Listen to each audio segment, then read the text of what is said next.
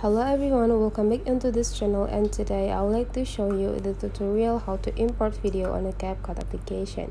So first thing you have to do now, just go open the CapCut application and start your new project. Here I would like to show you from my previous project.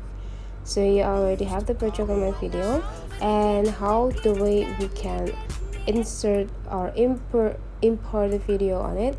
It's just so simple. First thing, you just need to make sure that this straight line is stopped in the end of the first clip that you have on your project. So bring it stop here. When it's already standing in the end of the clip, you just need to go click the clip, and after that you just need to go click this plus button.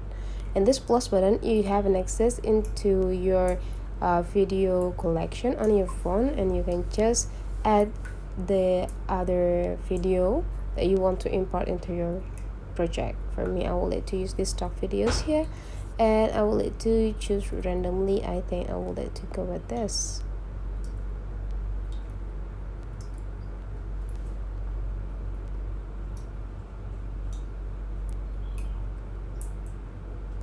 After that, just click add. Now we already have another video on our project.